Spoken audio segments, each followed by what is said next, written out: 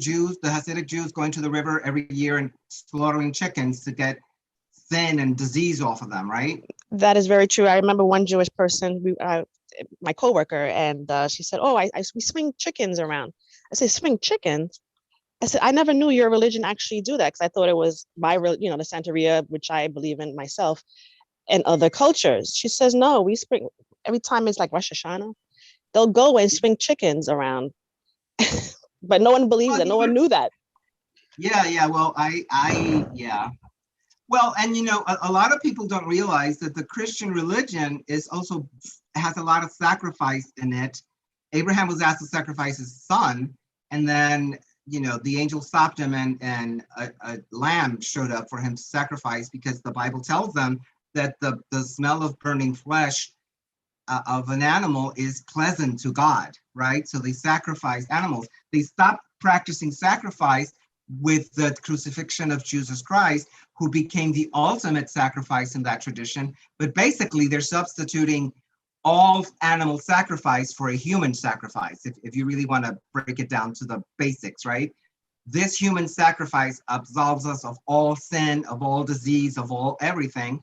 No need for sacrifice needed, which is why the little communion wafer and the glass of wine are now served to represent the body and blood of Christ. So it has existed in almost every tradition. I think that from what I have studied when I was in seminary, the only ones is the Buddhist that don't, because Buddhism does not want to directly interact with deities per se. They want you to find the God within mostly. So other than Buddhism, every tradition has some form of it.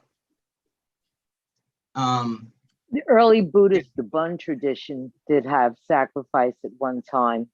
And there's an old story about reincarnation in Buddhism. There's the man who does the sacrificing is coming up to his number 500 goat.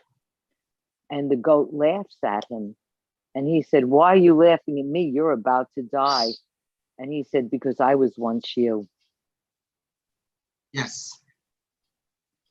It's a story to tell a teaching. Buddhism has a lot of stories like that to teach. Right. But yeah, they believe in reincarnation. They believe we can come back as animals also, as well as humans, depending on what lessons we need to learn. But right now we're humans, and I wanted to also discuss so I discovered Santeria in 1967, which was when it arrived here, around that time, 65 maybe. I think 65. Right, but I found it in 67. I was 15, and the first Santo that I worked with, as we refer them to as Santos, was Saint Barbara. And I still love her to this day, since she was my first practice. I did not know she was a male god at the time. The synchronicity is to a male god. Right, but I did feel her. I guess, I felt her power as a woman. And women in 67, we did not have much power. We were still considered the little lady that stayed home. And if you were wealthy and you went to college, you went there to get a husband and maybe be a teacher for a year or two. And then, blue collar, which was I'm from, went to schools like hairdressing school or typing, secretarial in high school. You didn't go to college for this. And so she was powerful. There she was, standing there with a sword and a tower next to her and a chalice in her hand. And I just felt enamored by her. years later, it would be Yamaya I fall in love with and still am in love with, and Oshun.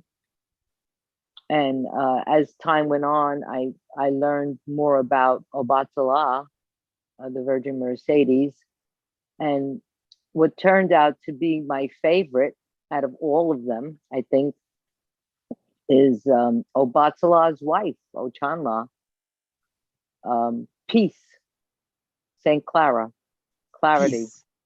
Mm-hmm. Yeah. We can go, well, I want to go down the list of popular Orishas, and we can talk about them a little bit. So just as a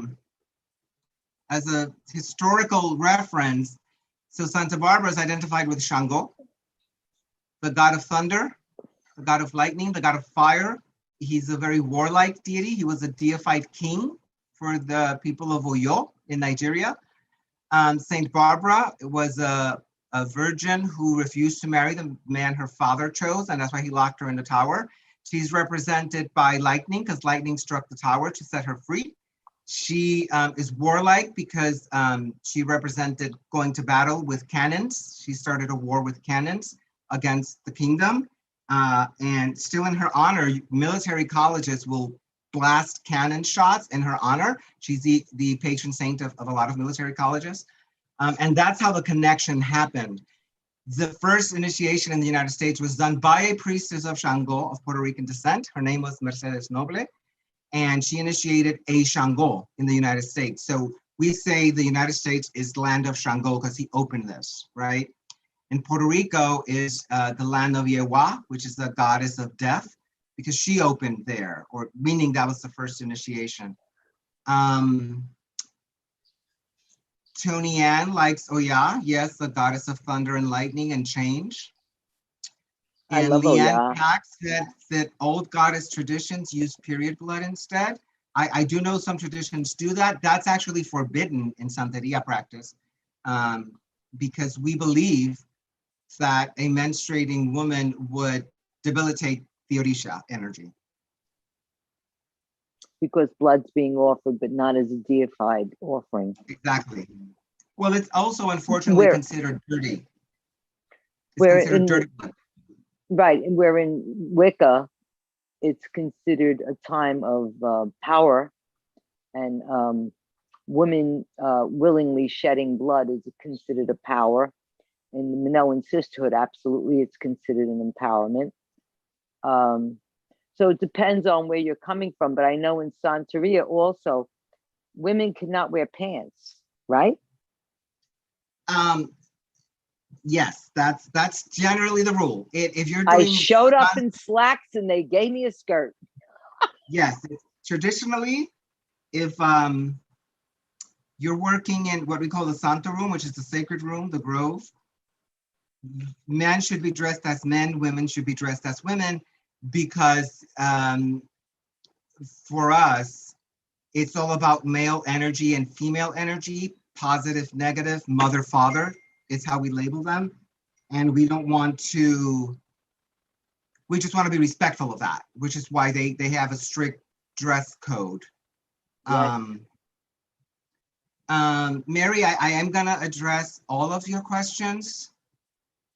She's asking, why do we need to be initiated? So the short answer to that is you don't need to be initiated to work with Orisha. You do not. There's only I'm not reasons. initiated, by the way, everyone. I'm There's only only three initiated in the craft, but I work with Orisha all the time. I'm sorry to interrupt you, Jonathan. Go ahead. That's okay. No. This is supposed to be a tag team.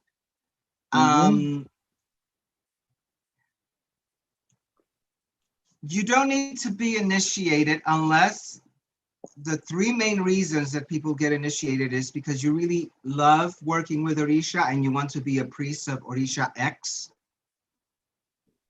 A lot of people do it for health reasons. And a lot of people do it because it's their family tradition. In my case, I was initiated because it's the equivalent of getting baptized in the Catholic Church, but instead we initiated into Orisha. Those are the three main reasons. Other people do it for different reasons nowadays, but you do not need to be initiated to work with any Orisha. it's energy. The river's not a secret, the ocean's not a secret, air, water, fire, not a secret. So you don't need to be initiated. How do you connect with an Orisha? Well, that depends on what Orisha you're working with, Mary, right? So if you're working, so the Orishas represent the 4 elements: air, fire, water, and earth. Depending on who you're working with, they each have different requirements to be invoked. And by requirements, I mean, this is what we know works best to work with this energy, right? Oshun and Yamaya are both water deities, but they don't necessarily work the same way, and they don't necessarily respond to the same things, down to the animals that are sacrificed. So that's a little bit of a longer explanation, but in short, if you're working with an air Orisha, Oya, right? And Oya being an air deity also worked with water. Babaluaye being an earth Orisha also works with water and air. So it's not very hard to work or to connect with the Orisha. It's just knowing the right steps and having the right implements. How does Santeria address homosexuality? Historically,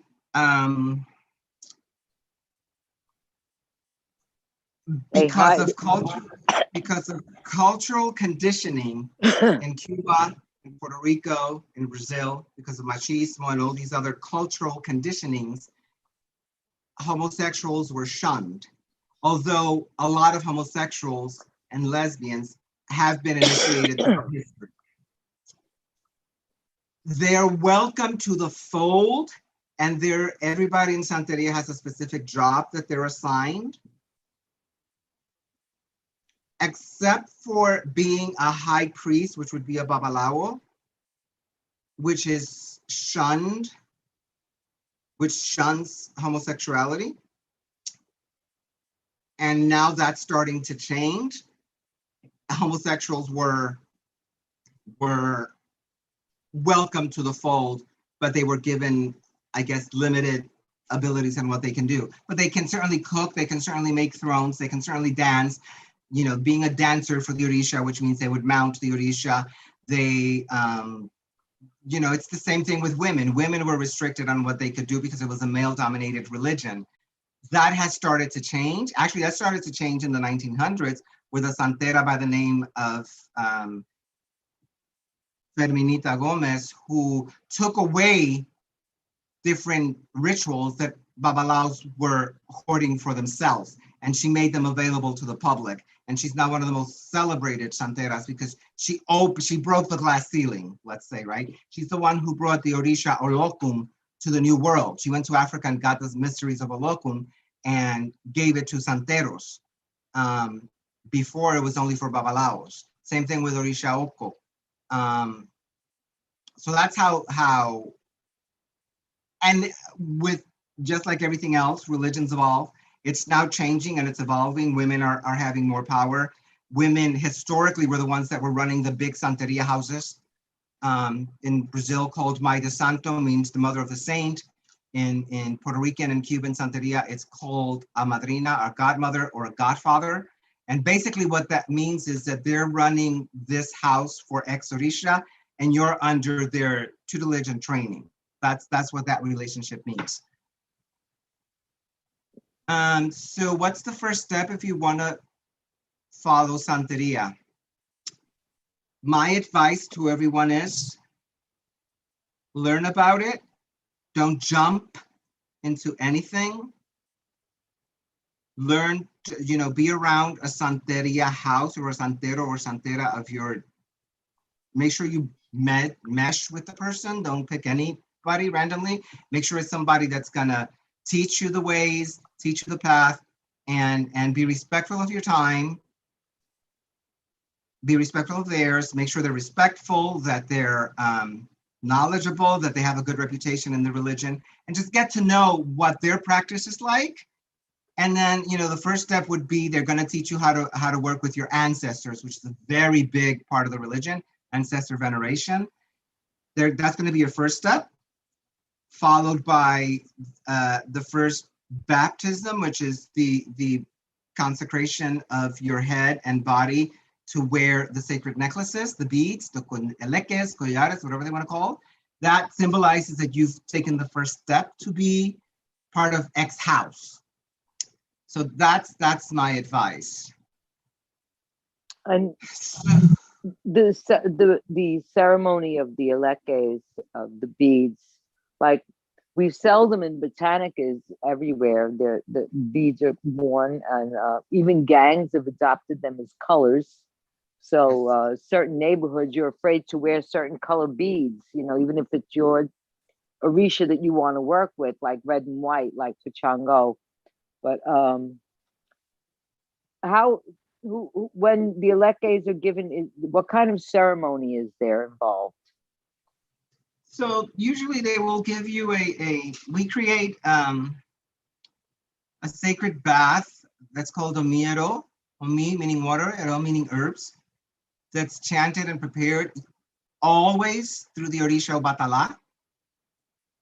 They're gonna give you a bath and what we call a breaking, a rompimiento, where they're gonna rip your clothes off and they're gonna dress you in white, and they're gonna feed you. They're gonna do a ceremony called a head rogation, or the proper name for it is obori, which means we believe that everybody's born with a spirit called ori, which is higher than the Orisha. So we start appeasing that, letting your spiritual self know that you have now begun to explore the path of Orisha, followed by feeding you. They're going to sit you in front of the Orisha, you're going to eat, and then they're going to do the ceremony of presenting the eleques to the person in front of the Orisha. And the Orisha is always Obatala? The Orisha, well, regardless of who that person needs to initiate into, the eleques should always be put via Obatala, because in Santeria it is believed that Obatala created all humans, including the head, and God gave it the breath of life. So since he's the molder of our heads, he is the owner of your head, regardless of what Orisha we have. And that's why there's that. Can I ask another question for our audience? What can is? Can I answer a yes, question? There's a lot of course. questions on the queue, so let's. So go what's ahead, the darling. What's the difference between Santeria 21 divisions and New Orleans Voodoo? Santeria in Puerto Rico, if you say Santeria, they're gonna think of a person. It's usually a little old man who carves Catholic wooden statues out of the Catholic saints. That's what a Santero traditionally is in Puerto Rico. Santeria in Cuban means somebody who follows the way of the saints, meaning the Orisha. That's how they disguised it. 21 divisions is the Dominican version of working with the Voodoo Loa. Remember that Dominican Republic and Haiti share an island, so there's a lot of spillover in their traditions.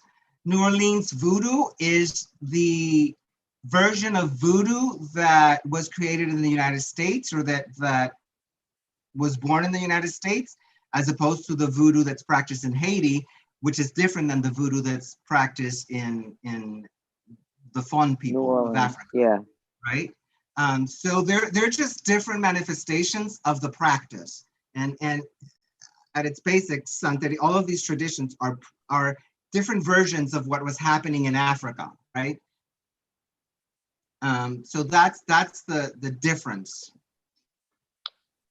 What I wanted to ask you is, if someone has decided that they found a house and they want to get their collares or leques and everything you just spoke about with the rogation of the head and the bath and the ripping of the clothing, about what is the average price that they should expect to pay for such a ceremony?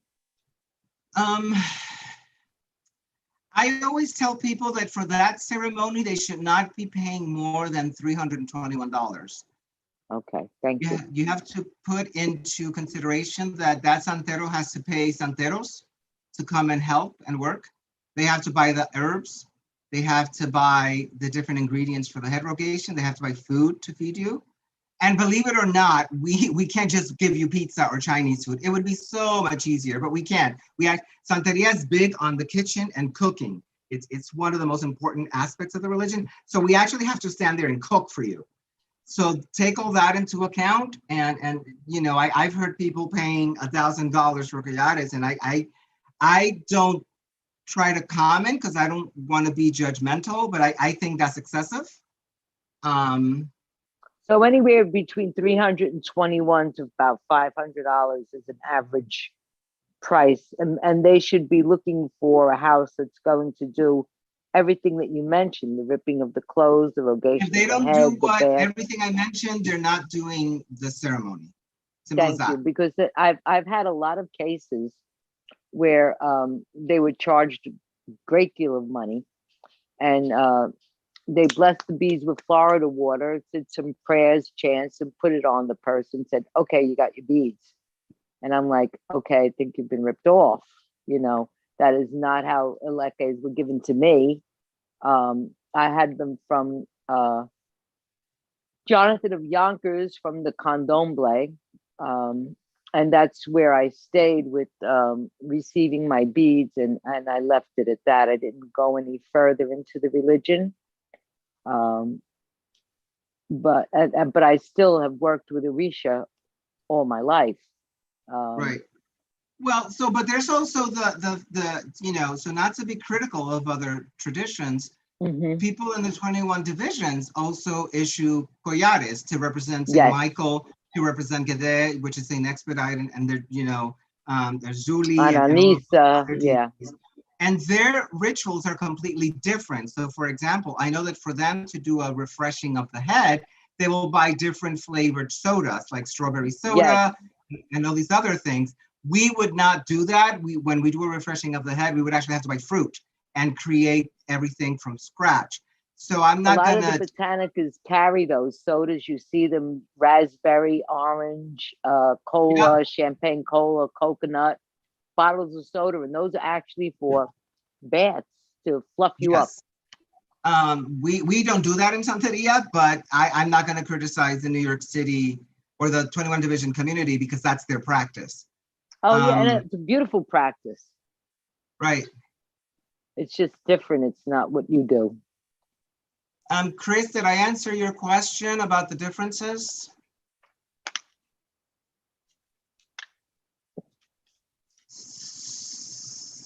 Yes, okay, so speaking of the right influence, I've been practicing Santeria since I'm 16. I was drawn to Oshun and started learning on my own and from my aunt. Any recommendations on finding a good godparent in New York City? Been looking for a while for a good fit. Tunian, that's a tough call. I can certainly recommend people that I trust, but it's always tricky because it you know, it's like any relationship. There has to be chemistry there. I say get to know people. Don't jump to anything. Make sure you feel comfortable. See how they're interacting with their other godchildren. See what their relationship is with their other godchildren. How many people have they initiated? How are they viewed in the community and things like that. There's certainly no shortage in New York City of Santeros. And like every other religion, we have good and bad priests and mediocre and great. And it's I know that it's a tough sea to swim in, but don't go to any online boards. They're all crazy. I've seen those, and they're just always fighting about things that at the end of the day don't matter and don't teach anybody anything. Mary P received her elections but never went further than that. What would be the next steps? Madrina never worked with me. So Mary, I would go back to step one, which is connecting with your ancestors. I would, if I were working with you, for example, I would want to know what's your connection to Odisha, because not everybody's meant to be a practitioner of Odisha, just like everybody's not meant to be Catholic, right? And I would work with you to see what your ancestry background is. Maybe there is somebody somewhere that was practicing some form of Odisha worship, and that's what your attraction is. And then I would start working with a house, learning about working with different Orishas. And then usually what's followed after the Elekas, and we time things, right? So we give you Elekas, and then we want to wait at least a year of observing you and working with you to understand that you understand the basic mechanics. There's a lot of work. Traditionally, houses of Santo have a lot of what's called misa or masses. And there's a lot of, when they have Santeria ceremonies, people who have collares, which are called aleyo, are expected to come and participate and help. And that's how you get to learn. So that would be, and then, that's followed by receiving what's called the warriors, the guerreros, which is the initiation of receiving Elegua, which is the road opener, Ogun, Oshosi, and Osum, which is your stick. It's actually represented as a little rooster, but it represents a baton. Okay, do you pick your Orisha or does Orisha pick you? Unfortunately, Orisha picks you. A lot, if we got to pick our Orisha, everybody would have Shango and Oshun done, and all the other Orishas would be left out because people are drawn to Oshun because they go to a tambor or a bembe, and Oshun is fun. Oshun likes to dance, and she brings happiness, and Shango wants to dance, and so as opposed to Watala, who comes and usually doesn't want to dance and wants to lecture people because he's like an old grandfather, right? So it all depends on. I always recommend let the Orisha pick you because that's the right energy for you. There's now a trend where people come and say, well, I want to get a shundan, and people do it because they want to make money out of it, but that may not work for you. That energy may not blend with your Ori energy, and it can be catastrophic.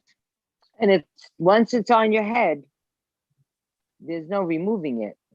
You can't say, well, if you're initiated into Oshun and that really wasn't who you were supposed to be initiated into, you can't say, well, I was meant to be with Yamaya, I made a mistake. No, once you have it, that's it. It's with you the rest of your life to the day you die. You can't rewrite history, first of all. Well, and unfortunately, it's problematic because it's at the end of the day, we're not putting Oshun on your head, we're putting Oshun energy on your head. Your Ori may not be able to work with that because it's a cool energy, and what you need is a warm energy, right? We have hot and cold also. So how do I fix that? There's no fixing it. And we've had instances where they're initiating somebody into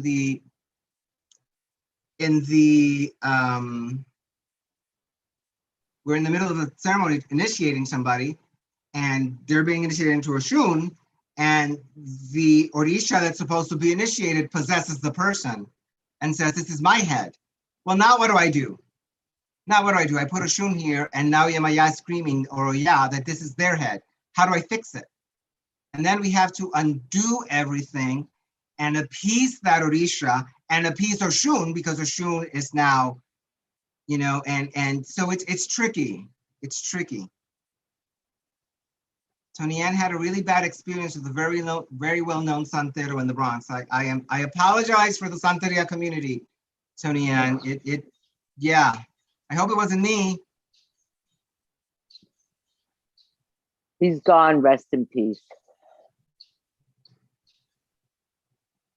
Okay.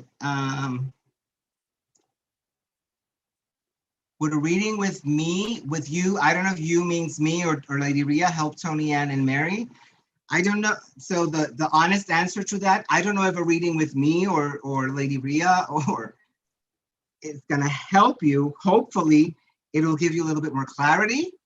It'll give you a better understanding on where you are and what your relationship with Orisha is and what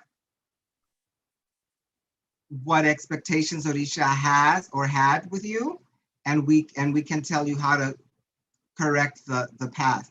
So I always tell people, if I don't believe the Orisha punish anyone, but if you're initiated into Oshun and Oshun tells you, well, I think, and they do a life reading once you get initiating, which is called Ita, which means every Orisha speaks to you and you have to follow these recommendations as best as you can. If Oshun tells you, once you get to this point in your life, I want you to go left, and you go right and it goes badly, you can't blame Oshun for that, because Oshun's gonna say, well, I told you to go left and you went right. That's on you. Because we also put a lot of emphasis on personal responsibility. They also tell you certain things you can and cannot have during that Ifa. Well, yeah, but I don't want to scare people, right? But there are taboos. For example, I can't eat guinea hen, which was perfectly fine by me. I can't I can't eat crabs or lobster or shrimp or any animal that's in a shell. Inlet forbade that. I follow that as best I can, but I do like crab. So sometimes I break that taboo, and I know that I'm committing a sin. I can't eat any animals that are sacrificed to Obatala, for example, and things like that. But you also have taboos as you can't wear the color red. And the reason for that taboo is because that taboo may save you down the line. So it could be you can't wear the color red because it's going to attract negativity.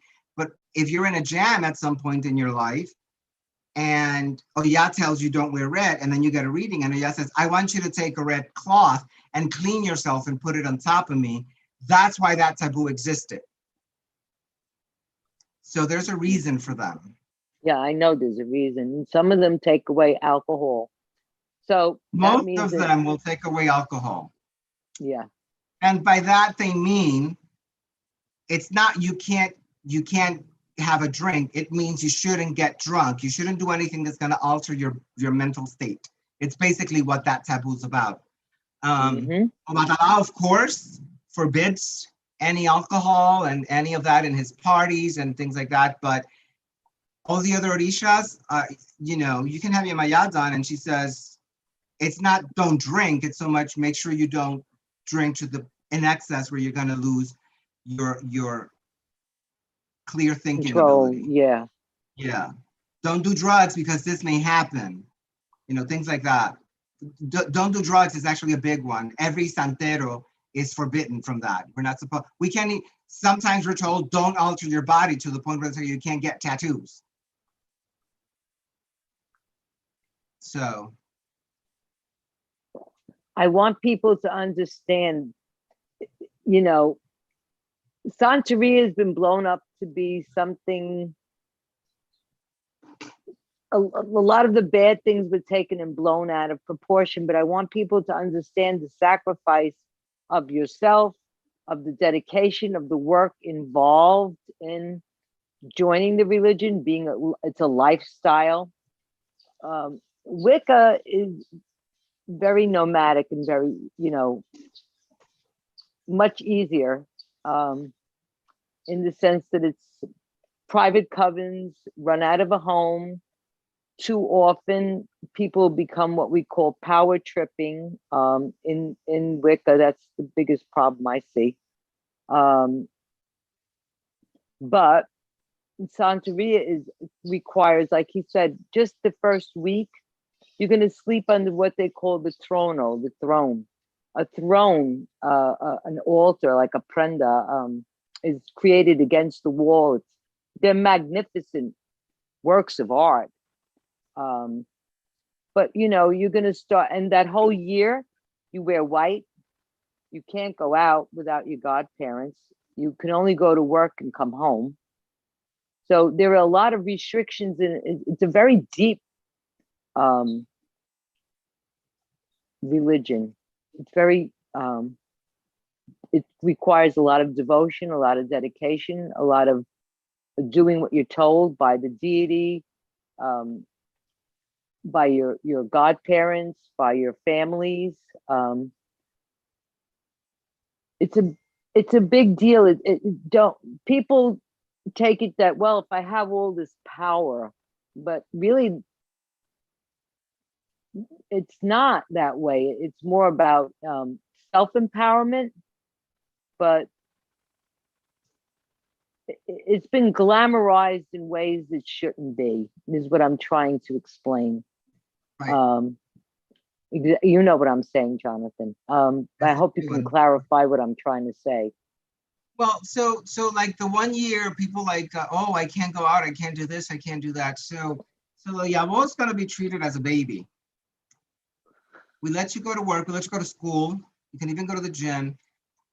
We strongly recommend during that year, you shouldn't be out at night. We don't want you to get hurt, we don't want you to get mugged, we don't want you to get into a fight, we don't want you to, anything bad to happen to you. So we're trying to minimize that. So that's a big part of it.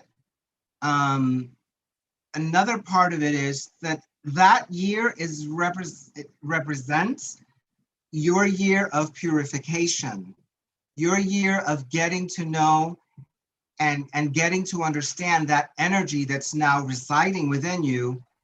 And we don't know when that energy may manifest. So if you're out in a nightclub and you're dancing and having a good old time, and Oshun decides to possess you, your godfather is most likely not going to go get you at midnight at a club. And it has happened. We don't know when that energy is fresh. It's new to Oshun or whatever Odisha as it is new to you. And so that's what we're trying to minimize, that kind of exposure. Yeah. Well, having witnessed many initiates in my lifetime and been friends with many of you, and being objective, being the outsider, I have to say that, the reason what you just explained is totally true. I've watched the Yabo go through their year and the changes they went through. There's also certain things we can't do, like I can't hand them money. I have to put it down on the table. Now, when you're in business and you're exchanging money with clients, traditionally, I don't put the money, your change on the table or the counter. I hand it to you. Here, this is put into your hand. But when I was running the Botanica, I had to remember, okay, no, I can't hand you money, but I can hand you money. I got to put the money on the table. Oh my God, I used to go crazy trying to remember who I could hand it to and who I had to put it on the counter for. So exchanges are tricky. We don't want to give you during that year, and I don't want to take from you. And the exchange of money, it's a big exchange. And so that's why that happens. Yeah. Lynn, I'm glad that you're grateful to St. Barbara. That happens to a lot of people. It just means you had a connection to that particular deity or saint or spirit or energy. That happens to me with St. Expedite. I just love him to death. Just continue honoring her and thanking her. There's no rhyme and reason on why we connect with some and we don't connect with others. And same thing happens with Orisha. There's some Orishas that I think, and I tell my friends, and I used to tell my godmother all the time, I think you gave me a broken one because I feel absolutely nothing from this Orisha. Right? Give you a broken one. So Mary, are restrictions still in the same now? They have, we have relaxed some of them a little bit, but not to the extent where people want. But they are a little bit more relaxed. I tell my yaosas they can go to work. I go to work in regular clothes. Try not to wear dark clothes, but go to work in regular clothes. Have your head covered at all times. It's important because all the ceremonies happen on your head. When you come home, change into your whites, and respect all the other taboos. I tell my yavosas after your first 3 months, you can go to the movies during the daytime, don't go at night. You can go to the gym during the daytime, don't go at night, because you don't want to be too restrictive either.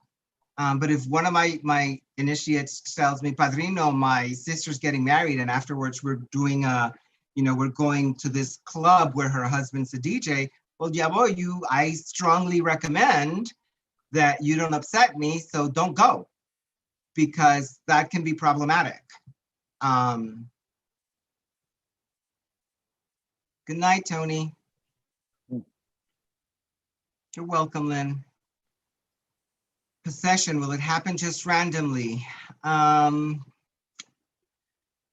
Yes and no. The Orisha can possess you at any time. That's what that 1 year is meant to teach you how to manage and control. However, if you're at a Santeria celebration and they're playing the drums, those songs are called oriki, which is a form of prayer. And unfortunately for Santeros, what those orikis really are doing are actually invoking the Orisha. And since we are invoking them, they will possess the first available body. So, and it has happened that people who are not initiated can get possessed by an Orisha. We really frown upon that, because then we have to initiate the person, or strongly recommend they get initiated. And when you come into a Santero or Santera's home, or someone who's been initiated, you'll see these many soup tureens or beautiful vases with lids.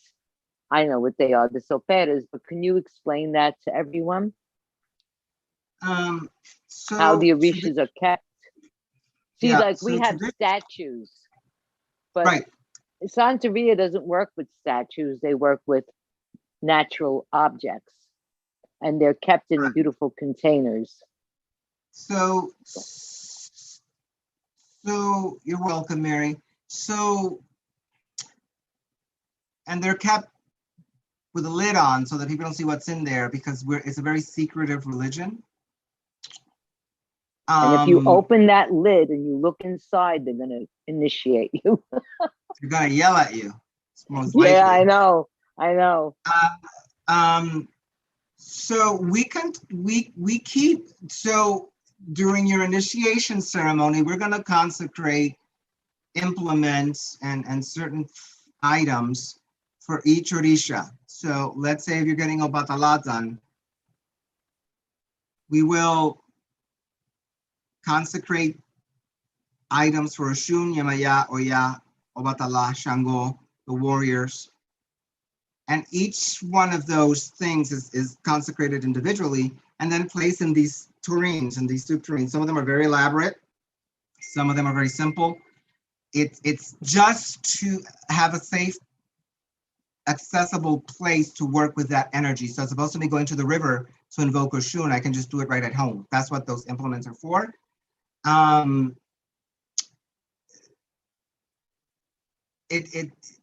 Originally they were kept in gourds on the floor. And that has evolved into, as people got into more resources, into buying fancier and fancier place to put them in, because they become attached to Oshun or to whoever. And so that's how that came about. And then they start, putting the different implements of Obatala's horse whisk and his bell and Oshun's bell and her beautiful collares that we dress them with. And they're all symbols of royalty, because all the Orishas are kings and queens. Good night, Sabrina.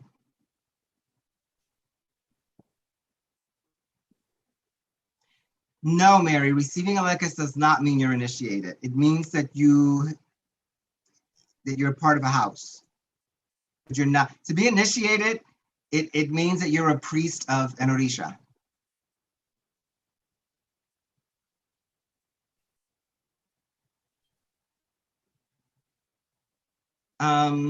So do you want to talk about each Orisha and what they represent and what they do next? I think that's important. Yes. And I want to speak a little bit about the pagan perspective of Orishas and how we work with them. When I say pagan, meaning, the multicultural belief in different gods. We do pray to, and I have candles for Oshun, for Yamaya, for Azuli, we do pray to them, and they love the attention. Um, but that doesn't mean that we have to be initiated to work with them. That's the important message I'm trying to put out here, is that do your research. If you want to make an offering, you find out who takes coffee, who gets cigar, who gets rum, who gets red wine, who gets white wine, who gets champagne, chocolates, caramels, candies. I mean, all of the fruit and liquors and cigar offerings, coffees, all of that is fine, and they love the attention. But it doesn't mean that you're initiated. It doesn't mean that you're working. You're contacting the deity, but you're not. There's no umbilical cord between you and the deity like initiation. And you don't have to be initiated to love them, to work with them. They're a very happy crowd, really. I love the Orishas and the 21 divisions. I don't have to be a Catholic to venerate the Virgin Mary. That's right. Right? Yeah, they're accessible to everyone and anyone. So the interesting is, though, that we don't view them as gods. We believe in one God, one supreme deity called Orlofi. We think of them more as what the Catholic version of angels and saints are. They're intermediaries between us and gods, but we don't consider them gods. But Olofi is now Christ on the cross, correct? If you ask a Cuban, yeah, but Olofi just is our word for God. And God doesn't have a face, invisible one, right? A gender, doesn't the great creator doesn't have a gender, doesn't have a face, doesn't have a name. Just Olofi, the creator of all, including the Orisha. We believe that God created the Orisha to help mankind. The Orishas were created first. So God creates the expansion, the universe, blah, blah, blah. Then he creates the Irumole, which are God's right-hand workers, which are 401, 200 on the right, 200 on the left. On the middle is neutrality. Those Irumole, in turn, have different avatars, and those avatars are the Orisha. The Orisha are closer to mankind than Irumole or Olofi would be. So Olofi doesn't get involved in human affairs. That's what he has the Orisha for. That's our belief. That's beautiful. Thank you. Welcome. So let's talk about the Orisha. The first one is Elegba, Elegua, Eshu. He goes by many names. Represented by a stone, represented by a carved wooden statue, also represented by a coconut, or represented by a cement head as the face of a boy. We believe that he is a messenger of the Orisha, the one who takes our sacrifices and our prayers to Orisha, the one who's first appeased in every ceremony. A lot of people will tell you he's the doorkeeper. That's not necessarily correct. He's a gatekeeper. He's a road opener. That's also not necessarily correct. He's just basically the representation. Eshu, when I think of Eshu, I think of that energy that shows me the clearest path on how to meet my goal. And sometimes, they will say that he's a trickster. The reason that he's a trickster is because one of his main functions is to help us make the right decision. So he's represented a lot by temptation, to see if you steer off your path. He is represented as a mischievous child, or a wise old man. But basically the premise of having Eshu is to keep energy open and flowing for our benefit. We offer him service every Monday, because according to the calendar that we go by, Mondays is the first day of the week. Accompanying Elegua would be Ogun, which is the Orisha that works constantly, never stops working. Ogun represents progress and civilization. He represents the movement of time. Ogun represents work. So a lot of people will invoke Ogun if they want to find a job, for example, because he's associated with work. The reason he's associated with work is because he's the Orisha that constantly is at work. The reason we believe that is because civilization is constantly moving forward. You know, we used to have a horse and carriage. Now we have cars. We used to have to travel by boat. Now we have airplanes to get us faster to the destination. We have trains. We used to live in huts. Now we live in buildings. We've created cities. We've have infrastructure of rivers and reservoirs and communication. Canals, All of yeah. that is Ogun, because he's the Orisha that propels civilization forward, basically. And that can never stop because that's the progress of humankind. And each Orisha was assigned a task, and that's his task. Chris, what if you have been visited by Elegba? Hopefully it was a good visit, and you can honor him by offering him a small glass of rum with a glass of water and a red candle as a thank you for his visit. Maybe he wants to communicate something. Maybe you have a need that Orisha can meet. That's what I would say. Followed by Ogun is Otrosi, which is the Orisha of the hunt. Think of Otrosi as that energy that helps us get from point A to point Z, the letter zebra, Z, the fastest. Otrosi represents stealth. Otrosi represents the ability of humans to partake in nature. That's why he's the divine hunter. He hunts to feed the people. His job was to feed the people. So he lives in the woods with his brother Osain, which is the god or the spirit of herbs. And together they help us by providing sustenance. Osain, of course, provides oxygen because he's represented by trees and plant life. Otrosi represents sustenance because he represents the hunt. A lot of people associate Otrosi with jails. The reason that association happened is because birds are kept in cages and he hunts birds. His favorite animal to hunt is pheasants. He's the constant companion of Oshun. Actually, Oshun and Otrosi have a child, an Orisha called Lobunede for the Brazilians, called Laro for the Lukumi, which is the Orisha that represents vanity, if you want to put it that way. He's everything that Otrosi is and everything that Oshun is combined into one. Otrosi being a very elegant Orisha. So that's what Otrosi is. Followed by, I'm trying to go in order. So I guess that would bring us to Oya. Oya is God's witness to human life or to life. Oya was there when you were in heaven.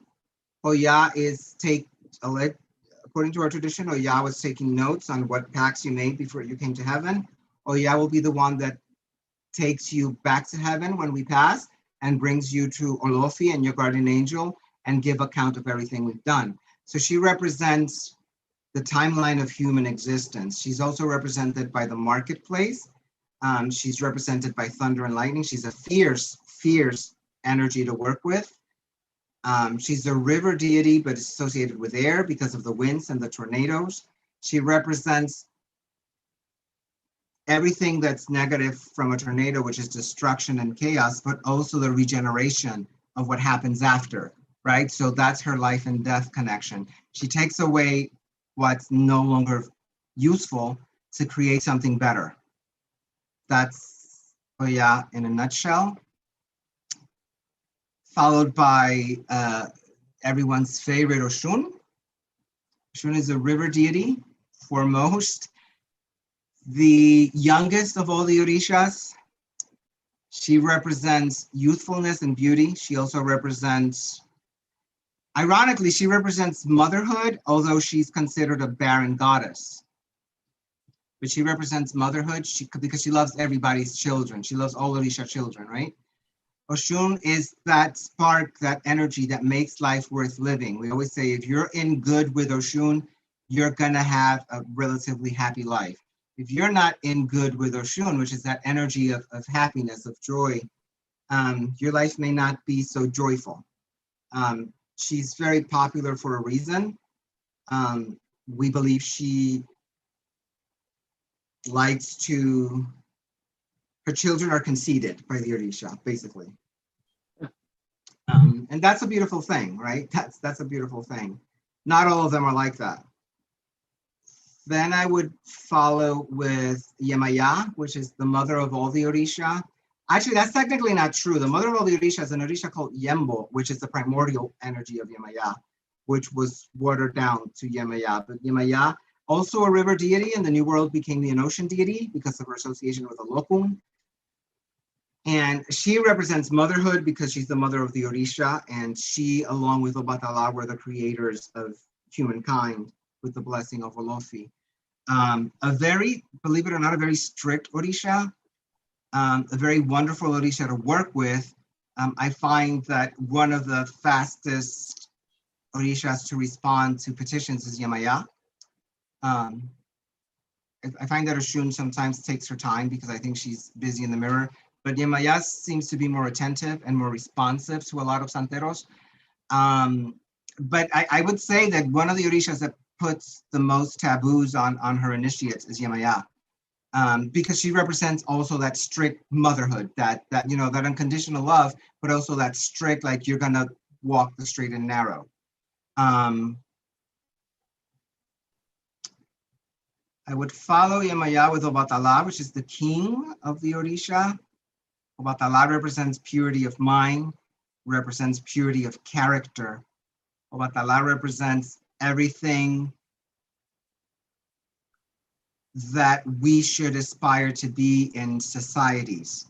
So, you know, he's gonna, you know, think of Obatala as the guy who tells you, thou shalt not kill, thou shalt not steal, thou shalt not, very, very big on morals. And integrity, integrity, because he was the creator. You know, if you go back to the history of the Yoruba, Odudua, which is the primordial Obatala, was the creator of an entire civilization, and his 16 sons become the deified Obatalas that we know, the roads, the avatars. And in order to keep a society going, there has to be a moral code, like every society has. So he's associated with that.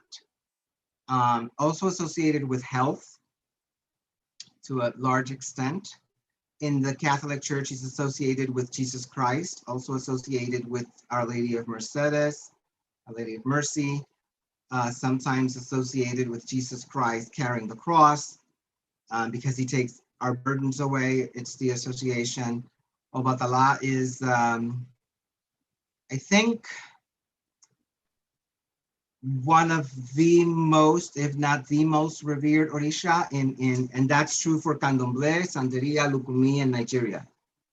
One of the most revered. Then and there's always Orula. immaculate and white. Yes, always his children were white. Santeros were white in honor of Obatala. I would follow that by Orula, Orunmila, which is the divine prophet, the keeper of God's witness to creation as a whole, and the keeper of the mandates in the creation process that Olofi gave us. So he wrote down or orally transmitted the 16 holy, what we call Odu, which are the sacred 16 holy numbers, starting from 0 all the way to 16. Those 16 are then multiplied to give us 256 different combinations. That 256 continues to get multiplied to give us infinite answers and stories and mandates. And it's a beautiful, in Lukumi, they're called pataki, which are stories. In Nigeria, they're more focused on the Nigerian tradition. Of course, in the diaspora, that changed to fit the circumstances of what was happening. But basically, he wrote and passed down all of that history of the Orisha, history of Olofi, history of creation, how the Orishas manifested and how they overcame obstacles to help us have guidance from the Orisha. That's Orula. Then on the minor Orisha, and by minor I mean they're not as popular. There's Olokun, which is the name of a deified prince. Olokun represents a merchant. That's why he's represented with the ocean and the richest of the ocean. He was a very rich prince, and his associate, to some traditions, it's female because of a daughter that took his place named Aje, which is the Orisha of wealth. And then in some traditions, it's still a male, but in essence, it's a ocean deity that represents stability, that represents financial stability for the Santero, and represents emotional stability. It's usually the most go-to Orisha to work with in a Santeria house, because most people come with some sort of spiritual or financial or family problem that needs to be neutralized or stabilized. Olokun, very associated with Yamaya. I would follow that with the Orisha Oba, which is the wife of Shango, the legitimate wife of Shango. She represents purity and chastity. She represents sacrifice. She's a lot of people joke and say she's the epitome of an abused wife, because she puts up with Shango's cheating and all these things. But Oba is actually a warrior Orisha who taught the so-called warriors how to battle. She's the strategy behind war. She's also the one who designs the implements of war for the Orishas to go to battle. She's one of Obatala's daughters, so she's a queen in her own right. She represents marriage. So naturally she opposes divorce. She opposes conflict, which is ironic because she is a strategy of war, but that's because in those times there were a lot of warring tribes. So she also represents the smarts, right? She's considered a very knowledgeable Orisha. That's Oba. Any questions so far on any of them? Babalu. Babaluaye or Baluaye represents health. The god of sickness, actually, he's actually a god of sickness because they believe he spreads disease. The reason they believe he spreads disease is because he's an air deity or an earth. He's an earth Orisha that works with air and water. And we know for sure that disease spreads via water and via air. Coronavirus, how does it get spread? By air, right? So we invoke him for health reasons because he is the Orisha that manifested to teach us how to control pestilence and how to control disease. Ironically, he's also an Orisha of love and marriage, but that's not very well known about him. Then there's wealth. And wealth, although because he's a king, but he is represented usually as the reason he's represented as an Orisha that's poor, is because he gives everything away. So he's that Orisha that gives and gives and gives and gives so that everyone can have in his kingdom. Followed by his consort or his counterpart, which would be Nana Buduku, in some houses Nana, which is a primordial force of earth, the creation of earth. So we believe that the earth is created by two boards, the bottom representing the earth Orisha, and she represents that. In some traditions, she goes by many different names in Africa, but Nana Buruku basically think of that half of earth, followed by the sky that makes up the earth, the entire our existence. So she has domain over everything that's earth related. And they say that there's a fight between Ogun and Nanaburuku. There's no fight there. She's just so ancient that she predates metal and all of that.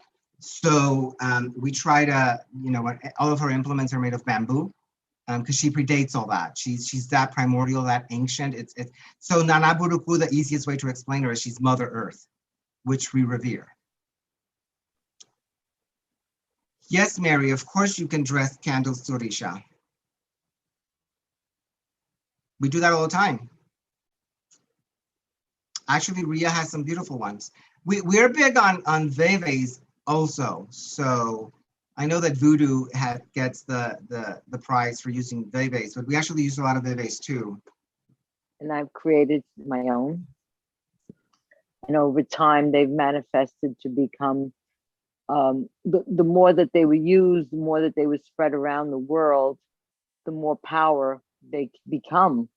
Because right. Anything that you put your energy to will become power. Well, and veves are just basically their calling card, their cell number, whatever. It's signatures. Their signature, right? So we have those. We actually use those when we initiate people, because otherwise, how would I call Oshun if I don't use her veve, right?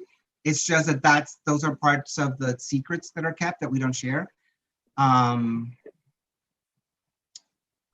You can dress an Odisha. Go ahead. Let me answer, Mary. You can dress an Odisha candle with herbs, with the specific herbs of an Odisha.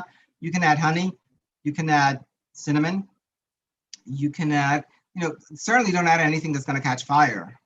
So dry herbs are prone to catching fire, but we do that. We're also, so one of the big secrets of Santeria that hasn't gone out yet is that we actually make soaps for each Odisha. And those are infused with the Orisha's herbs and chants and things like that. And those soaps are big. When we initiate somebody, we have to make soap for Oshun or for whoever to wash the Orisha implements and to bathe the initiate with. So that's another thing that we do. Is it a soft soap or is it a hard bar? So we try to make,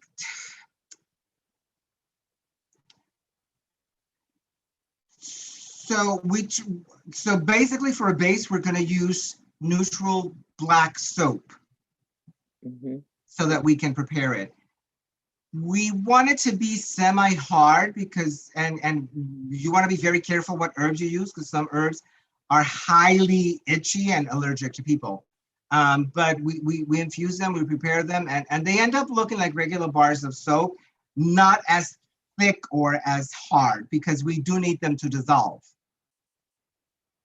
But that's one of the big things that Santeros use.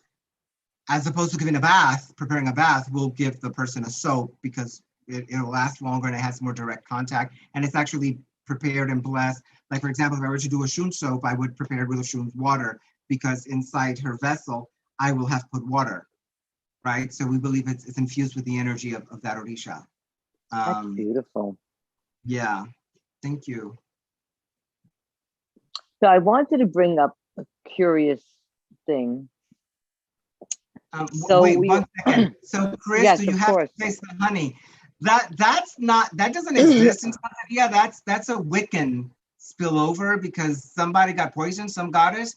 I know some Santeros do that. We don't necessarily have to taste the honey, but we try not to buy processed honey. We try to get natural as we can. No, that was taught to me by Majin. I'm sorry? Majin taught us that. Majin said that someone tried to poison Oshun's favorite food, honey. And that after that, everyone had to taste it first before offering it. So when I was doing the enchanted candles, I always added honey in the bottom of the glass. And because I didn't know what Orisha was hanging out, she might be hanging out, I always said you had to taste it first. But that I learned from Majin Gonzalez Whippler. Yes, actually a friend of mine, Majin Gonzalez Whippler, because I'm friends with her godfather. She never was initiated.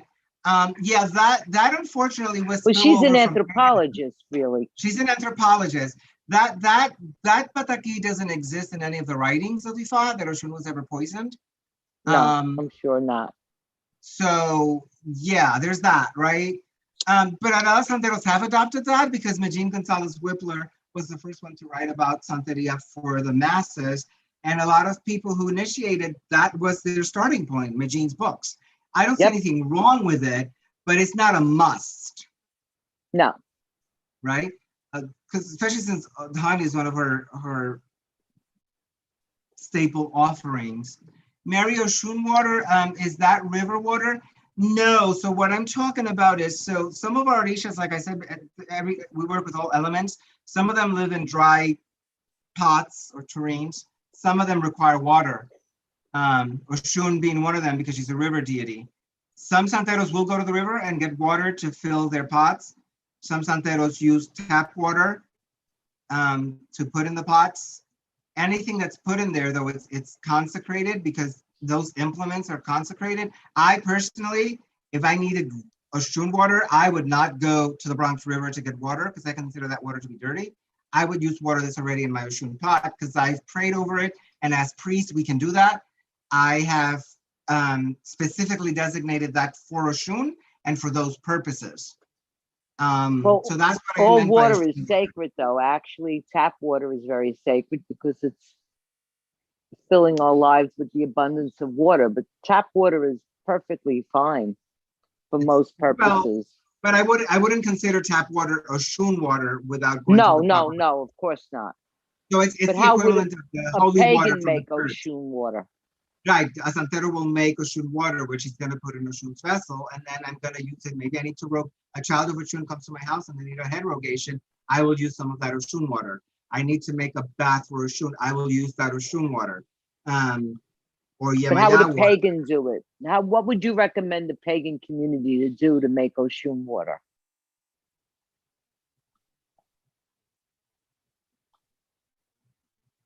You got to think. I have my own answer, but I'm just curious about yours. Can you give your answer while I get water? My throat is Yes, dry. we're talking about water. Go. You know, for me to make a water for any deity, like he said, we need to bless it. You can cover it with a yellow cloth, as that's her color, or a white cloth. A white cloth will always work. And do prayers over it. You might do the prayer for the Caridad del Cobre. You might do a prayer of your own invocation, speaking directly to Oshun or to Yamaya. You might want to add some of her sacred herb to the water to help make it more powerful, more implemented. But we're not going to be able to create Oshun water like Jonathan because we don't have the initiation or the vessels that hold the sacred elements or vehicles that they use to put the deity into in the pot. So I would say that you could make your own Oshun water, and it would be sacred to her because you divined it to her to put her energy into the water itself. So, but you know, you can do that really with any deity. You want to make Ganesha water, you have a vessel of clear water and you pray over it to Ganesha, and you might add something that's like coconut milk from the coconut into it, and that would create Ganesha water. Any water is energy, it's alive. So it's going to vibrate with your prayers. If you're just assuming it is tap water to quench your thirst, then that's what it is. But once you pray over water, water becomes alive with the energy of prayer. I'm sorry, Jonathan, go ahead. No, I'm letting you. So when I work with Hindu deities, for example, which I love, I go to Jackson Heights and to the Hindu shop and I buy Ganges water, which they sell.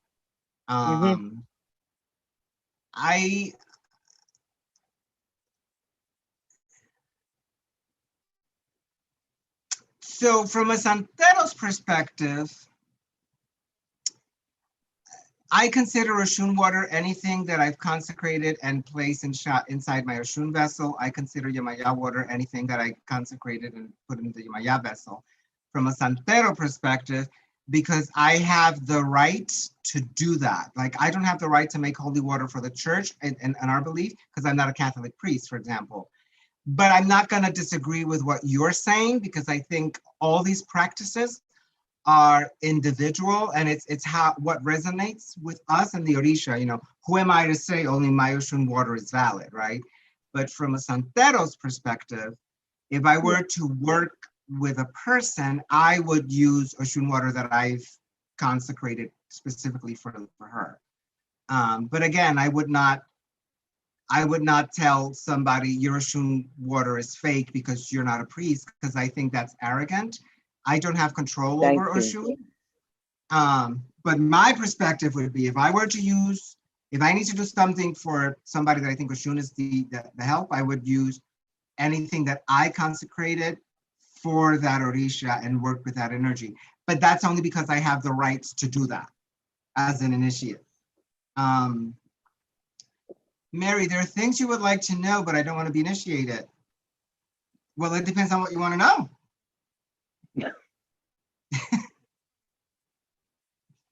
I'm pretty forthcoming. There are things that are kept secret, and not one anthropologist has gotten it out of us in centuries. That's because I don't know, for example, what nuns go through to become nuns. I don't know what a rabbi goes through to become a rabbi, like what initiations and training they have. So it's the same thing with us, right? I'm pretty forthcoming with most of the practice. I cannot tell you, for example, how do I initiate someone? Because that's something that happens behind the curtain. I cannot teach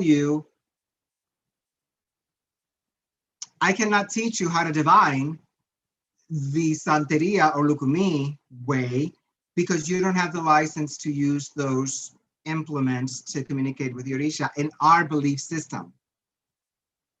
But I can certainly answer most questions, as long as they don't have to do with initiation or what's inside the pots. Nope. Not what's inside the pots. Many years ago, back in the 70s, when I was at the Child, I met Clinton Stephen, who was a Santero, and he was also a Voodoo priest. And he had the most beautiful, he had this silver cloth. It was really spun silver attached to the wall. He was a magnificent artist. He did a white porcelain mask of a woman and then decorated the entire headdress with coral, seashells, seahorses, starfish, and seed pearls. And he did her like a Chinese or a Japanese empress. The pearls came from the temple part of her head, straight down, long strands. And this mask, this headpiece was attached to the silver cloth. And beneath it was a very large ginger jar, what we would call it today, a Chinese ginger jar, that was blue and white. And I knew that Yamaya was in there, and I was just wanted so badly to see her. And I said to him, Clinton, just let me peek in the jar once. He said to me, he was from the South, he said, honey, you open up that jar and I'm going to have to initiate you, and I'm going to shave your head slick as a bean. And I said, never mind.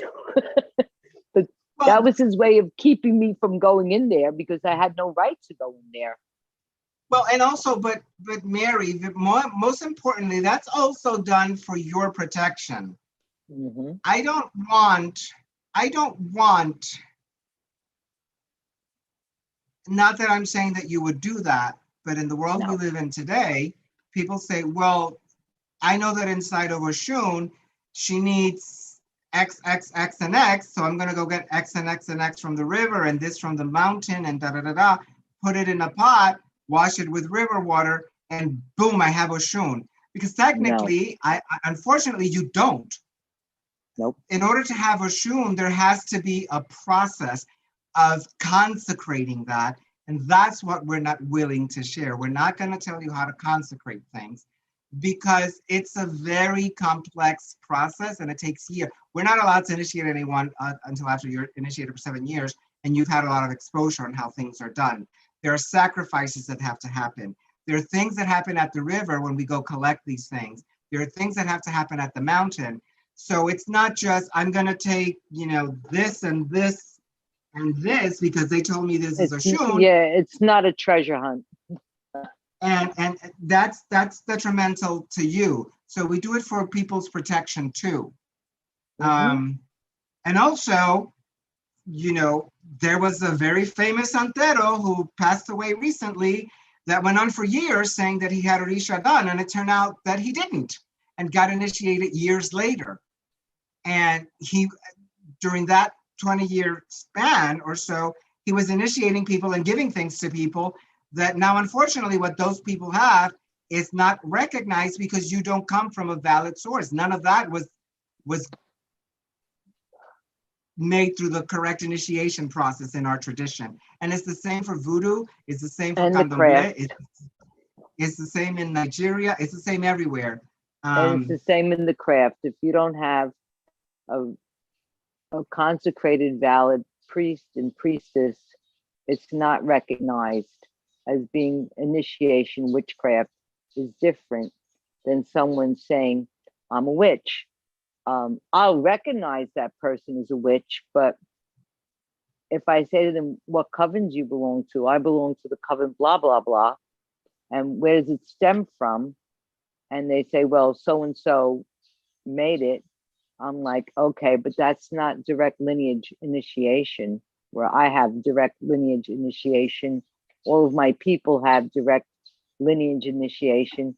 And there is secrets that we don't talk about. We don't tell anybody. You're oath bound when you get initiated that you can't repeat any of these things. So it's all in the same process. Just, I mean, there was a case where somebody claimed to be a priestess of Yamaya and took some unfortunate person to the ocean, gave them a bath in the ocean, and then gave them a pot. And inside the pot, they had a statue of Our Lady of Regla, Lady of Rule, which represents Yamaya for the Cuban. That's not, you don't have Yamaya, you have a statue of a Catholic saint. And unfortunately, right. You paid this person $5,000 and you're not a Santera, you're not initiated. And no. It's happened quite often. So it's done for your protection also, Marian, and I hope you understand that. I personally am an advocate that we should be as forthcoming and open with our tradition so that people can learn. But I do understand why the restrictions are in place, and because they're very important. As you know, I gotta, and lineage is important. One thing that's true about all of these practices, whether it's Santeria, Voodoo, Voodoo, Orisha in Santeria, Orisha in Lukumi, Orisha in Nigeria, Orisha in Candomblé, one thing that is true across the board, there's no self-initiation. No. That's like the sound of one hand clapping. You could be a dedicant to a deity. You could be devoted to Yamaya to the day you die, and she'll love you always. But that's not initiation. Right. Those are two different things.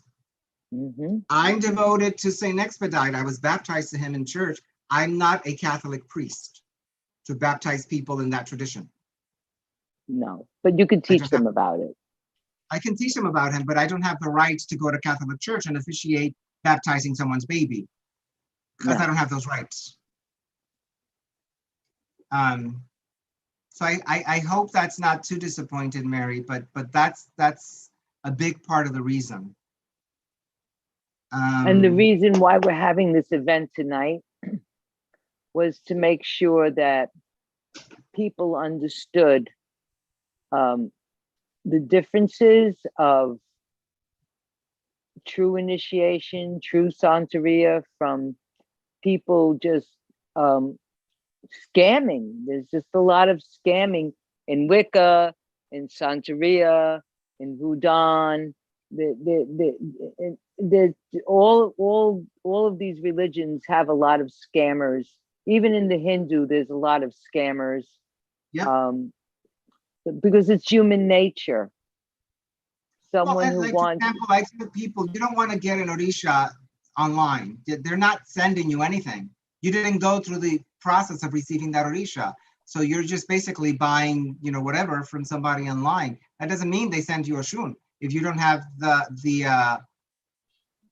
so we believe in order to receive anything and do anything in Santeria, you have to be present. You have to be, I need your physical body. Because if I'm giving you a pot of Oshun, I need to do things to you to connect you to that pot. That's right. But you can have representations of them as saints, as gods. I mean, when I came out in the craft and started worshiping Orisha, there were no statues of Oshun that like they show it today in a little yellow, belly dancer gown with a little bra on, holding a mirror. That's a beautiful representation, but that's not Oshun. It's not the deity itself. But we like connecting with representations. I have back here,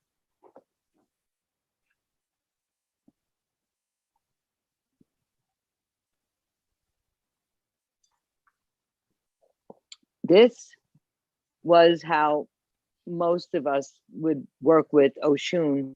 It was the porcelain caridad put into a turtle or fish bowl with a rose of Jericho. She was placed on top, and coins were put in, and water to make the rose of Jericho come alive. And this was how I first met her in '67. And you can hardly find these anymore. Was a porcelain image of the Caridad del Cobre.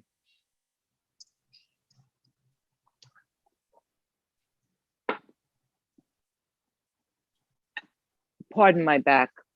This is our representation today of what we call Yamaya the Sea Queen. I've always loved her. She's a beautiful goddess image. She invokes goddess in me when I look at her image. But this is not how she's originally used or seen or represented in Santeria. But because botanicas sell these as representations in Santeria, we all believe that we have the actual deity, but we don't. We have an image that we can relate to here and here. And that image works for us, just like the image of the Virgin Mary works for most Catholics. Yes. Well, and that image that Rhea just showed, that's actually the Candomblé version of Yamaya. That's not a Santeria version.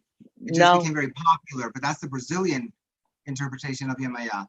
Traditionally, it's Our Lady of Regla, Our Lady of Rule, or most traditional Santeros will have actual African statues that are carved for Oshun and carved for Yamaya, carved for Legua. Out of wood. Out of wood. Not in pretty colors.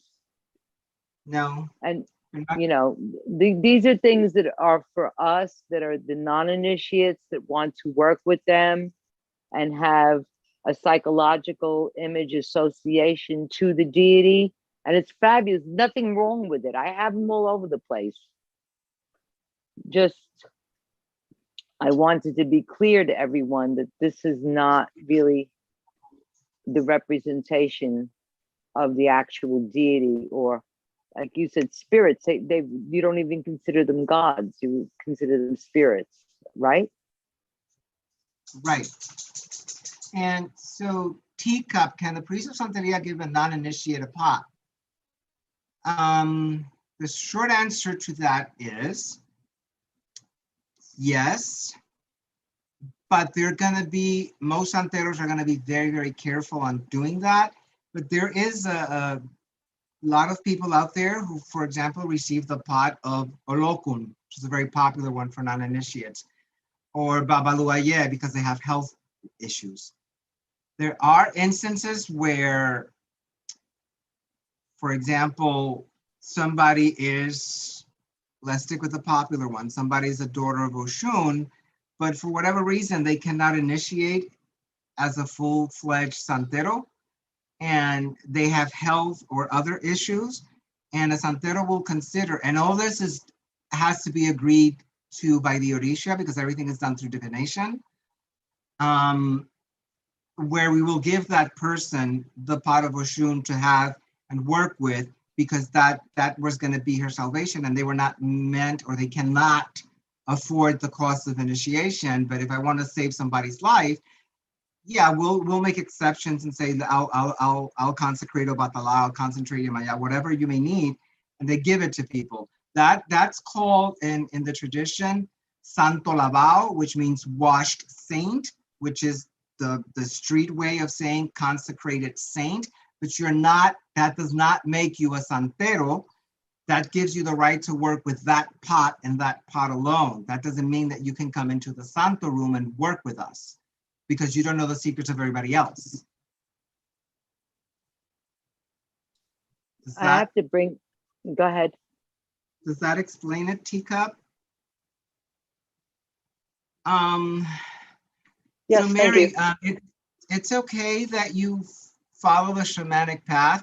FYI, Santeria as a whole, the practice itself is actually a shamanic practice, because there's a lot of divination, there's a lot of healing, there's a lot of spirit possession, there's a lot of all that. So it's the shamanic practices of the Yoruba people and the Caribbean people, but it's perfectly fine that you don't have the time to follow it or commit. That's perfectly fine.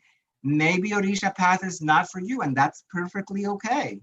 You know, I tend to gravitate a lot towards Hinduism and Hindu deities. I'm not initiated into Hinduism. I like it. I like their rituals. I like their food. I think it's very festive and colorful, and the significance behind everything. Doesn't mean that I want to rush and become a priest of Ganesh or anyone. So it's perfectly fine.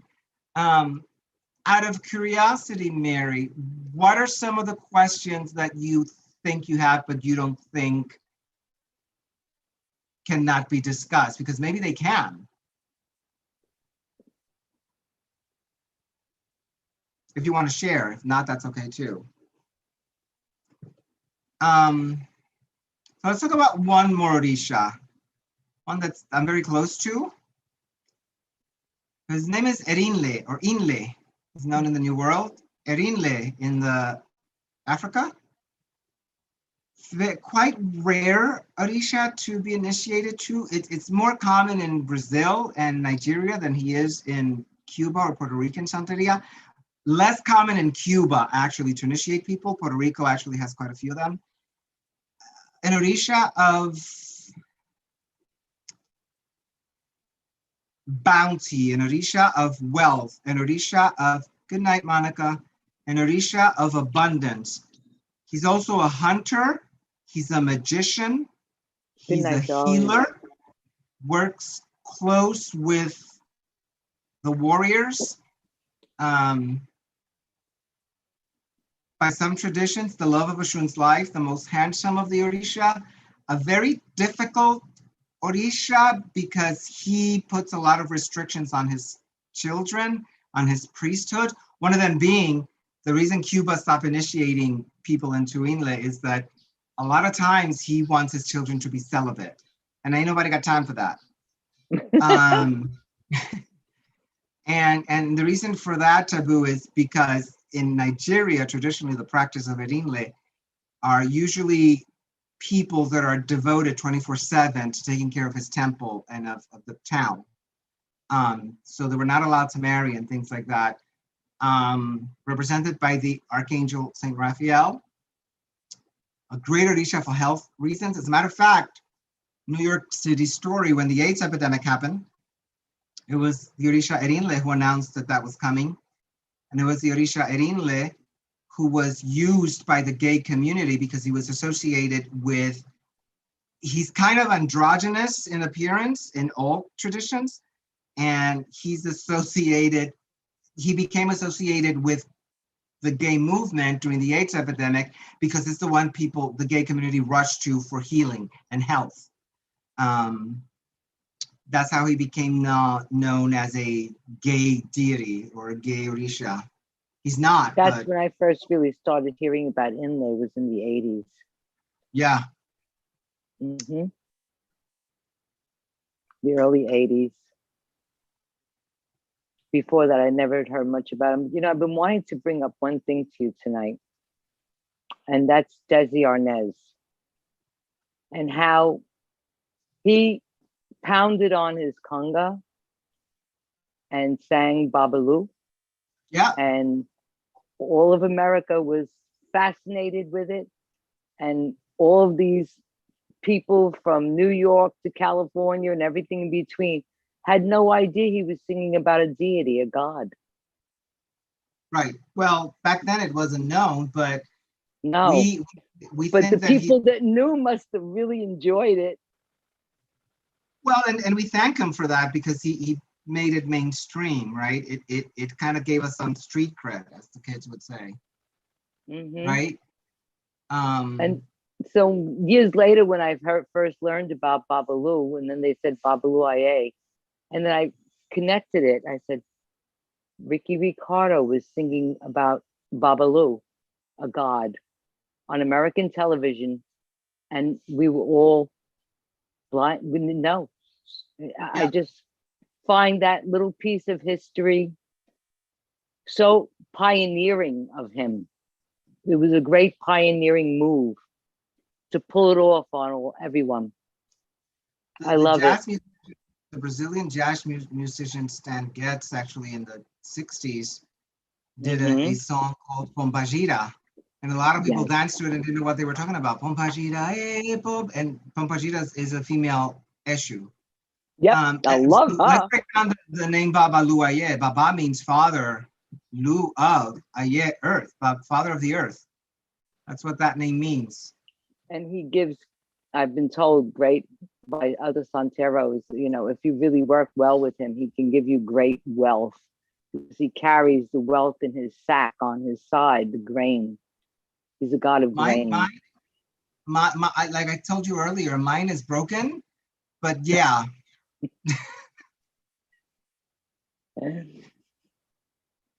Well, I'm going to tell Saint Expedite, fix him and make it snappy. Another one who's broken. Was Desi a practitioner? So by all accounts, as far as we know, yes, he was. By all historical accounts, he was an initiate of Obatala. Obatala has a lot to do with Baba Luaye. There's a lot of musicians that are initiated. Gloria Stefan is initiated into Oshun. Ricky Martin is initiated into Obatala. J-Lo.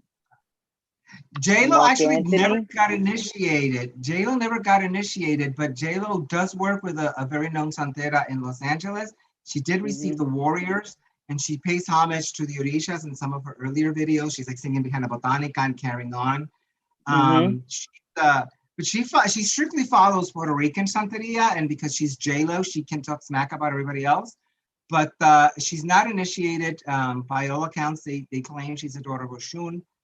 And from what the Santeria rumor mill says is that the goddess herself, or Oshun herself, said she doesn't need to be an initiate, but she should work with her, and she would give her fame and fortune, and she did, much like La Lupe, which was a very famous Santera who was initiated into Oshun. La India is I watched La Lupe. I saw her live on stage back in the 60s. Yeah, she was an initiator of Oshun. La India is an initiator to Shango. I actually worked in her ceremony. You're welcome, Kimberly. I hope it was informative and helpful. Thank you for calling me a great teacher. Thank you. Yes, I appreciate you are. You. Who else is it's you know, now the African Americans are since the 90s have become initiates. I know that there's a great actor who's African American, Forrest Whitaker, who's actually a Babalao. Um, there's rumors that Beyonce went to Nigeria and studied. I don't believe she's initiated.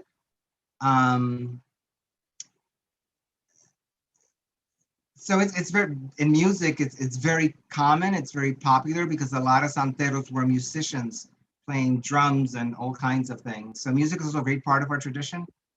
So some So say that's also not, Lucille Ball was involved while she was with well, she Ricky. was married to Desi. Right. Well, But I'm rumor just mills saying, says that both her children are initiated, right? But I think that people like that would keep it secret because of being shunned, yeah. especially in those times. And Hollywood has done a very bad job at portraying us as evil demon worshippers. Which is true. We get a bad rap. The serpent and the rainbow being a movie that really demonizes voodoo. There's a movie that demonizes Santeria. I don't remember the name of it. It came out in the 80s with Michael Douglas, I believe. Mhm. So we've never been portrayed in a positive light, unfortunately, but it's actually a beautiful tradition.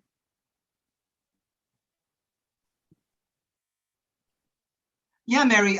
Yeah, everybody, and she's certainly doing Oshun moves in that video. I don't think she's initiated though, which is great. It goes to show us that you can work with these deities or orishas or energy and not have to initiate. You know? That's very true. I'm initiated in the craft, but I work with so many different deities. And when a deity comes to me and shows me that they want to work with me or they want to work with my clients, I immediately adapt to them, work with them, find out what is it you like. But it's like being a gracious hostess. I'm a hostess to many deities, many forms, many practices. I'm not initiated in any of them except the craft. And I never talk about the gods of the craft because it's a secret religion. Um, but in respect to them, I mean, I speak of Great Mother all the time and Great Father, and Kernos is, my God. But their practices are more of worship, ancestry, blessings of life in general. They don't have a specific, like love deities live in a specific way. All the deities that belong to love, whether it's Erzuli, Aphrodite, Venus, Pamagira, Oshun, they live in certain neighborhoods. They're energies you can tap into. In the craft, the god and the goddess are like mother and father, or the parents of the witches, and we go to our parents when we have issues and we want to talk about them. So, and I can tap into those deities, and I do every day. I talk to them every day. It's here. I talk to them. They know in my heart. It's also how we conduct ourselves in life that count, that change, that count for what we do. Everything is it's accountability is always there. The universal energy always has accountability for everything. It may not show us accountability in our time, what we would like to see, but eventually accountability, whether it's for good or bad or judgment, comes for everyone. No one escapes it ever, whether it's here on earth or in the next life. Accountability is always going to be there. We all have to be accountable for what we do. So I tell people always keep your integrity, keep your good morals, ask for the right things. In magic, I've been raised in magic shops my entire career. I'm in this career 50 years. 50 years I've been involved in magic shops, whether it was botanicas or witchcraft stores or opening stores or having stores, working in stores, all of my career. And so I've learned a lot about great things we can do for people, about dark things that are done to people, can be done to people, how to undo dark things that have been done to people. It's a matter of keeping your integrity all the time, when, especially when you're approaching a god, a goddess, an Orisha, a Buddha, an energy force. You know, always go in for the right reason, the right purpose. And you know, sometimes people say, "Oh, I did a candle to Oshun, and I know she sent me my soulmate." And I'm like, Oshun will find somebody you like that she thinks might work. We can't expect them to be responsible for who we choose to be with. They can give us many offerings of foods, many offerings of people. It's how we choose to continue what we found. Okay? Right. That we can't blame the deities when something is right or wrong. We have to have accountability for ourselves. She might bring a great guy in your life and he might be okay for that time period, but then you start seeing that he has no fidelity, he cheats. And you're looking at Oshun like, what'd you bring me? No, you accepted what came along. I can bring you many things. You have to have discernment for yourself. That's very important to remember. Yes. So it's going to be 10:30. Mm. If there aren't any We've got other on a questions, long time. yeah, if there aren't any questions, I would like to talk a little bit about ancestor reverence in our tradition, and we can close with that unless you guys have other I questions. think which I'm that's a happy to good answer. idea because it's getting late. So we'll close with You know, ancestry. I want to be mindful of people's time. I know it's a work day tomorrow. Mhm. But if you have questions, I'm happy to answer them also. So whatever you guys want. I know that people are leaving, so I don't want to hold people hostage. So briefly, our religion is very, very big on ancestor veneration. And that includes our ancestors, our blood lineage, our parents, grandparents, brothers, sisters, aunts, uncles, all the way down the line. And it includes our Santeria family or Santeria lineage, because my godmother initiated me, but somebody initiated her, who in turn was initiated by somebody else, and we trace our lineage all the way down. And the reason ancestor reverence is very important to us is because in our practice, we believe that those people may have reincarnated back into our family or into our lineage. So a lot of people whose Orisha name is Baba, whatever, we're telling them grandfather has returned, for example. There's name means grandfather has returned to us in the form of Obatala, or in the form of, you know, or Oshun came back in through the form of Rhea, because we believe in reincarnation. So ancestor reverence is very big because we want to honor where we came from. We want, and that's why it's always the first step in any Santeria house to teach you how to work with your ancestors and honor those spirits first, because that's going to be the connection to Orisha, if there is one. If there isn't one, how do we establish one? So it's the main foundation of the practice. And that's true across the board for all traditions, whether it's candomblé, whether it's voodoo, whether I was actually having a conversation with a friend of mine who's a Hugan in voodoo about this. He has a podcast that he's been trying to get me on for the last year because we want to compare. But it's true in Santeria, it's true in Nigeria. It's ancestor worship. It's not worship. Ancestor veneration is so crucial to this practice. In a lot of Santeros homes, you're going to find what's called a bóveda, which is going to be 1 cup or 7 cups or 9 cups, depending on the house, of water, each representing an offering to the spirit, with a candle and usually flowers. We're big on doing spiritual masses. And I always tell people the spiritual mass is not meant for you to get messages. Usually messages come through the medium, but the real purpose of a misa or a mass in our tradition is to honor and give reverence to those ancestors.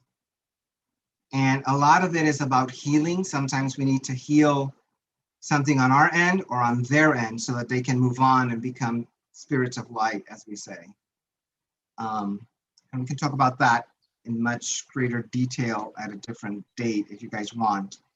And I think it would be a good idea if you guys suggest to Rhea things that you want to learn about, so that we can put things together for you guys. We do want to, we have been discussing, you and I, about you doing folk saint magic. And that would make a great class. I'm sure everyone would be interested in.